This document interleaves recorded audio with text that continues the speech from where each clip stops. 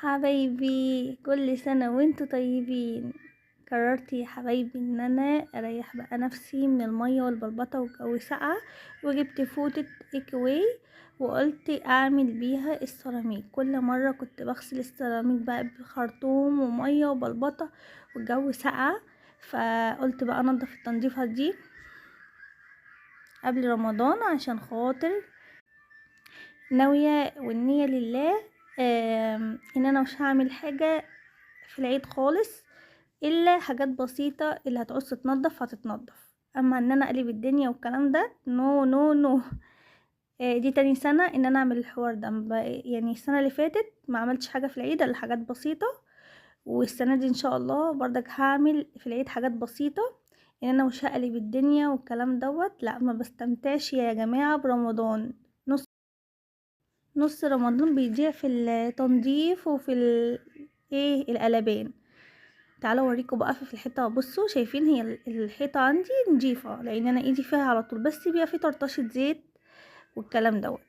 بصوا شايفين بقعه الزيت اللي كانت على الحيطه شالتها. بصوا سحر والله العظيم، تحفه، حلال فيها الفلوس. ايه ده، ايه ده الجمال ده؟ شايفين الحاجه اللي طلعت في الفوطه.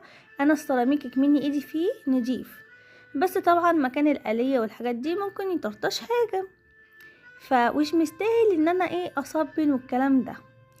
فالفوطه بصراحه هتريحني الفتره اللي جايه جدا، ان انا مش هقعد بقى اغرق الدنيا والكلام ده. هي بصوا بتشيل كل حاجه، مجرد ما بتحطوها في ميه سخنه وتعصروها بصوا بتطلع اي حاجه في الحيطه، بتطلعها، يعني تطلع الدهون والتراب واي حاجه عايزينها تطلع الذنوب، هتطلع الذنوب.